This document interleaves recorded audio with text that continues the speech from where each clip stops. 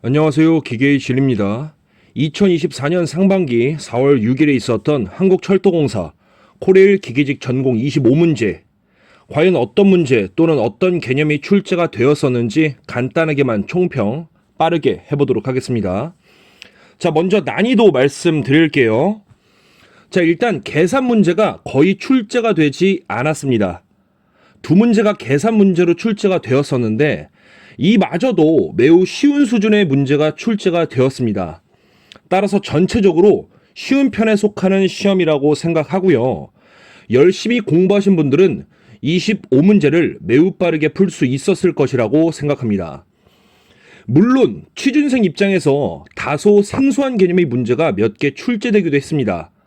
따라서 결론적으로 전체적으로 난이도가 쉬운 시험은 맞지만 이론을 깊이 있게 꼼꼼하게 학습하지 않았거나 공기업에서 자주 나오는 개념이나 문제를 많이 학습하지 않았다면 시험을 치고 나서 의외로 틀린 문제가 꽤 존재했을 것이라고 생각합니다. 어쨌든 전체적으로는 쉬운 시험이었다고 생각합니다.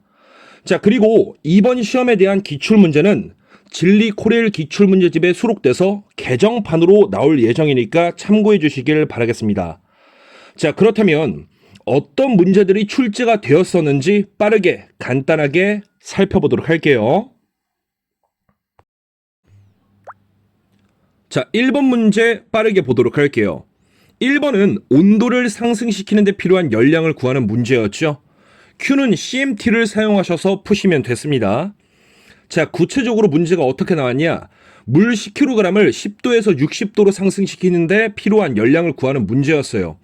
따라서 비열 C값에 물의 비열을 대입하여 계산하는 문제였고요. 문제에서 비열 값은 주어지지 않았습니다. 자, 기본적으로 물의 비열 값은 암기가 되어 있어야 합니다. 물의 비열은 바로 이거죠. 그리고 1kcal는 4180줄, 대략적으로 4200줄과 같기 때문에 이렇게 사용할 수도 있어요. 자, 문제에서 요구한 열량의 단위는 킬로줄이었습니다. 따라서 4200줄 또는 4.2kJ를 대입해서 푸는 간단한 계산 문제였어요. 자, 이 문제 의외로 단위를 보지 않아서 틀린 분들이 꽤 많더라고요. 꼭 최종 단위 체크하는 습관 가져가 주셔서 실제 시험에서 실수하는 일이 없도록 해주시길 바라겠습니다. 자, 이제 2번 문제 보도록 할게요. 자, 2번은 이상기체의 내부 에너지 및 엔탈피는 온도만의 함수죠. 이 온도만의 함수를 체크하셔서 푸는 간단한 기본 문제였습니다. 자, 개인적으로 이 문제는 0점 방지 문제라고 생각하기 때문에 더 이상의 설명은 하지 않겠습니다. 괜찮죠? 자, 3번 빠르게 보도록 할게요. 자, 3번은 카르노 사이클에서 열이 공급되는 과정을 찾는 문제였어요. 이 문제도 어디서나 자주 나오는 기본 문제 중 하나고요. 최근 서울교통공사에서도 유사 문제로 출제가 됐었습니다. 간단한 기본 문제니까 빠르게 넘어가 보도록 할게요. 아, 이런 것들이 나왔구나. 이렇게 참고해 주시면 되겠습니다. 자, 4번 보도록 할게요. 자, 4번은 디퓨저 개념에 대한 문제가 출제가 됐었습니다. 자, 해당 내용은 진리 03 그리고 에너지 공기업편 책에도 수록되어 있으니까 만약에 이 문제를 틀리셨다면 해당 내용 체크하셔서 챙겨가 주시길 바랄게요. 요 내용을 챙겨가 주시면 되겠습니다. 간단하죠? 자, 5번 보도록 할게요. 5번은 사이클의 종류를 찾는 문제였죠. 이러한 유형의 문제는 어디서나 많이 출제가 되고 있는 문제 유형이에요. 자, 코레일에서는 사바테 사이클이 출제가 됐었죠. 고속 디젤 기관으로 오른 것은 이렇게 출제가 됐었습니다. 근데 보기에 사바테 사이클이 없었습니다. 자, 사바테 사이클은 진리 610제에 있는 설명에 나와 있는 것처럼 복합 사이클 또는 혼합 사이클이라고도 합니다. 꼼꼼하게 보지 않았으면 틀릴 수 있으니까 항상 사이클에 대한 핵심 내용은 꼭 꼼꼼하게 공부해 주시고 학습해 주시기를 바라겠습니다. 아셨죠? 자, 6번 가보도록 할게요. 자, 6번은 부력 계산 문제였어요. 잠긴 부피를 계산하는 문제였고요. 이런 문제도 너무너무 자주 출제가 되고 있습니다. 자, 서울교통공사 시험에서도 출제가 됐었죠. 자, 사실 이 문제는 계산하지 않고 보자마자 1초 컷으로 풀어낼 수 있습니다. 자, 이 내용 610제 있는 내용인데 한번 꼼꼼하게 읽어보시고 참고해 주시길 바랄게요. 보자마자 1초 컷이었어요. 아셨죠? 자, 7번 문제 보도록 할게요. 7번은 베르누이 방정식이 적용되는 상황에 대한 문제였어요. 이 또한 정말 많이 출제가 되고 있는 기본 문제이기 때문에 더 이상의 설명을 하지 않겠습니다. 자, 아래 내용 참고해 주시길 바랄게요. 자, 이어서 8번 보도록 할게요. 자, 8번은 유선과 유적선이 일치하는 경우를 찾는 문제였습니다. 이 또한 자주 나오는 개념 및 문제 중에 하나고요. 해당 내용을 공부했으면 쉽고 공부하지 않았으면 생소한 문제일 수 있겠습니다. 어쨌든 기계의 진리 검정편에도 수록된 내용 및 문제이니까 아래 내용 확인 한번 하셔서 꼭 챙겨가 주시길 바랄게요. 자, 제가 상세하게 설명드리지 못해서 죄송합니다. 이 영상은 간단한 총평 영상이에요. 어떤 문제들이 나왔었는지 간단하게 알아보는 영상이니까 긴 설명을 하지 못하는 점 양해 부탁드리고 죄송하다는 말씀 드리겠습니다. 자, 9번 가보도록 할게요. 자, 9번은 압력 항력의 원인을 찾는 문제였습니다. 자, 간단한 총평이기 때문에 항력에 대한 내용을 세세하게 설명드리지 못하는 점 양해 부탁드릴게요. 자, 이 내용도 기계의 진리 검정편에 수록되어 있습니다. 아래 내용 참고해 주시길 바랄게요. 압력 항력의 원인은 후류 현상 때문이에요. 아셨죠? 틀리셨다면 반드시 꼭 챙겨가 주시길 바랄게요. 자, 10번 가보도록 할게요. 자, 10번은 가로탄성계수, 즉 전단탄성계수 G를 나타내는 식을 찾는 문제였습니다. 기본 문제고요. 이 문제도 역시 2021년 상반기 코레일 시험에 똑같이 출제된 적이 있었습니다. 자, 기본 문제이기 때문에 넘어갈게요. 이런 것들이 나왔었구나 참고해 주시길 바라겠습니다. 자, 11번 가볼게요. 자, 11번 문제는 최대 처짐이 생기는 것을 찾는 문제였어요. 자, 여러 보들의 상황별 처짐은 시험에서 정말 많이 나옵니다. 따라서 여러 보들의 특성과 목이 잠겨서 죄송합니다. 외팔보, 단순보, 양단, 고정보 등의 주어진 상황에서 처짐량이 얼마인지 처짐량식을 꼭 암기해 주시길 바랄게요. 기본 중에 기본이에요. 아셨죠? 자, 12번 가보도록 할게요. 자, 12번은 상당 비틀린 모멘트를 구하는 식을 찾는 문제였습니다. 기본 중의 기본 문제이기 때문에 더 이상의 설명은 하지 않겠습니다. 아, 이런 것들이 나왔었구나. 이렇게 참고해 주시면 감사하겠습니다. 자, 13번 가보도록 할게요. 자, 13번은 기둥의 종류에 따른 단말 개수 값이 아닌 것은 이라는 문제가 나왔습니다. 자, 총 4개가 있죠. 1단 고정 타단 자유일 때는 단말 개수가 4분의 1, 즉 0.25고요. 양단 회전은 1, 양단 고정은 4, 1단 고정 타단 회전은 2죠. 바로바로 나오셔야 해요. 이 또한 기본 중에 기본 문제이기 때문에 이 정도만 말씀드리고 바로 다음 문제 가보도록 할게요. 자, 14번은 황동합금 종류가 아닌 것을 찾는 문제였어요. 자, 황동합금 종류에 해당하는 것은 문쯔메탈, 델타메탈, 톤백, 네이버 왕동, 에드미럴티 왕동, 기타 등등 많죠. 이런 것들이 전부 황동의 종류에 속합니다. 포금은 황동의 종류가 아니라 청동의 종류예요. 이렇게 황동의 종류에는 무엇이 있는지, 청동의 종류에는 무엇이 있는지 분류가 머릿속에 있어야 합니다. 이 분류를 묻는 문제도 요즘에 정말 많이 공기업에서 출제가 되고 있습니다. 자, 참고해 주시길 바랄게요. 자, 바로 다음 문제 가보도록 할게요. 자, 15번은 미아나이트 주철에 대한 내용이 나왔습니다.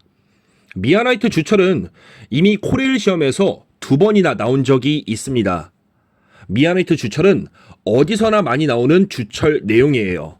만약에 이 문제를 틀리셨다면 진리책이든 가지고 계신 다른 기계책이든 다시 살피셔서 머릿속에 꼭 넣어주시길 바라겠습니다. 중요해요. 자, 바로 다음 문제 보도록 할게요. 자, 16번은 파텐팅에 대한 개념 문제가 나왔죠. 이 파텐팅도 공기업에서 가끔 나오는 내용이에요. 자, 아래 내용 참고해 주시길 바라겠습니다. 아, 이런 것들이 나왔구나. 꼭 체크해 주시길 바랄게요. 자, 이어서 17번 가보도록 할게요. 자, 17번은 탄소강 조직 중에서 담금질 효과를 가장 기대할 수 없는 조직을 찾는 문제였어요. 자, 이 내용도 많이 다뤘던 내용이에요. 페라이트 조직이 담금질 효과가 불량합니다. 그 이유는 아래 내용에 넣어두었고요. 참고해 주시길 바랄게요. 그리고 360제에도 관련 문제가 있습니다. 이 문제도 다시 한번 체크해서 자기 것으로 꼭 만들어 주시길 바라겠습니다. 아셨죠? 자, 바로 18번 가보도록 할게요. 자, 18번은 교번하중에 대한 개념이 나왔죠. 자, 교번하중이 뭐죠? 하중의 크기와 방향이 주기적으로 변하는 하중이죠. 이처럼 정하중에는 어떤 것이 있고 동하중에는 어떤 것들이 있는지 또는 각각의 하중의 정의가 무엇인지 꼼꼼하게 학습해 주셔야 됩니다. 자, 변동하중은 주기와 진폭이 바뀌는 하중이다. 충격하중은 비교적 짧은 시간에 갑자기 작용하는 하중이다. 이동하중은 하중의 작용점이 자꾸 바뀌는 하중이다. 이렇게 각 하중에 대한 정의가 툭툭 나오셔야 됩니다. 그래야 시험장에서 바로 1초 컷 할 수 있어요. 애매하게 공부해서 애매하게 알면 틀리는 거예요. 아셨죠? 자, 바로 다음 문제 가보도록 할게요. 자, 19번은 사용 응력에 대한 개념 문제가 나왔죠. 자, 취준생 분들 입장에서 개념을 잘 몰랐다 하더라도 생각해보면 쉽게 답이 나오는 문제라고 생각합니다. 평소에 학습할 때에도 항상 궁금해하고 생각하는 공부를 하시길 바라겠습니다. 자, 어쨌든 일상적으로 우리가 제품이나 재료를 사용하면서 가해지는 하중에 의해 발생하는 응력은 말 그대로 사용 응력이에요. 정확히 말하면 기계나 구조물에 일상적으로 가해지는 하중에 의하여 발생하는 응력이 사용 응력의 정의가 되겠죠. 틀리셨다면 꼭 제가 말씀드린 내용 가져가 주시길 바라겠습니다. 아셨죠? 자, 20번 가보도록 할게요. 자, 20번은 마진에 대한 개념 문제가 출제가 됐었습니다. 이 문제는 취준생분들이 틀릴 만한 문제라고 생각합니다. 자주 나오지 않기 때문에 생소할 수 있다고 생각하거든요.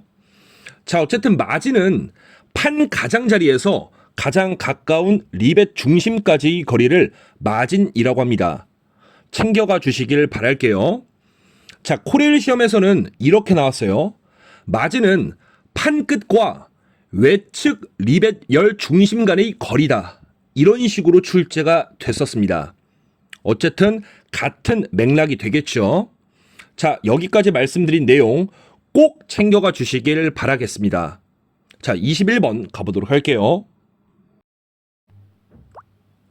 21번은 하이포이드 기어에 대한 개념 문제가 나왔죠. 아래 문제처럼 비슷하게 나왔고요. 해당 문제는 기계의 진리 공투에 있으니까 해당 문제 참고해 주셔서 가져가 주시길 바랄게요. 자, 바로 다음 문제 가보도록 할게요. 자, 22번은 레이놀즈 수의 기본 개념, 그리고 23번은 SFD와 BMD의 관계, 24번은 베어링용 합금인 베빈 메탈의 개념 문제가 나왔습니다. 자, 22번부터 24번은 기본 문제이기 때문에 더 이상의 설명을 하지 않겠습니다. 아, 이런 것들이 출제가 됐었구나. 참고해 주셔서 가져가 주시길 바라겠습니다. 아셨죠? 자, 마지막 25번 보도록 할게요. 자, 마지막 25번 문제는 세레이션 특징 중에서 잘 나오지 않는 특징이 출제가 되었습니다. 보통은 세레이션 하면 보스의 원주상에 수많은 삼각형이 있는 것을 세레이션이라고 한다. 또는 키 중에서 가장 큰 토크 또는 동력을 전달할 수 있다. 또는 용도는 자동차 핸들축 등에 많이 사용되겠다. 이런 내용이 많이 출제가 되거든요. 하지만 이번 문제에서는 축과 보스의 상대각 위치를 되도록 가늘게 조절해서 고정하려 할 때 사용하는 것이 바로 세레이션이다. 이런 내용이 출제가 됐습니다. 자, 간단한 총평 영상이니까 더 이상의 설명을 하지 않을게요. 양해 부탁드리겠고요. 여튼 해당 내용은 생소할 수 있기 때문에 취준생 분들이 틀릴 만한 문제다라고 생각합니다. 자, 어쨌든 앞에서도 말씀을 드렸지만 전체적으로 난이도가 쉬운 편에 속하는 시험이었어요. 그럼에도 불구하고 이론을 깊이 있게 꼼꼼하게 학습하지 않았거나 공기업에서 자주 나오는 개념 및 문제를 많이 학습하지 않았다면 시험을 치고 나서 의외로 틀린 문제가 꽤 있었을 것이라고 생각하고요. 따라서 전반적으로 깊이 있는 공부를 꼼꼼하게 해주시고 공기업에서 자주 나오는 개념이나 문제도 많이 접하시길 바랄게요. 이렇게 공부하시면 전공시험이 어떻게 나오든 어렵든 쉽든 남들보다 훨씬 잘 보게 될 것입니다. 고득점 맞으실 거예요. 아셨죠? 자, 시험 보시느라 고생하셨습니다. 좋은 하루 되시길 바랄게요. 감사합니다.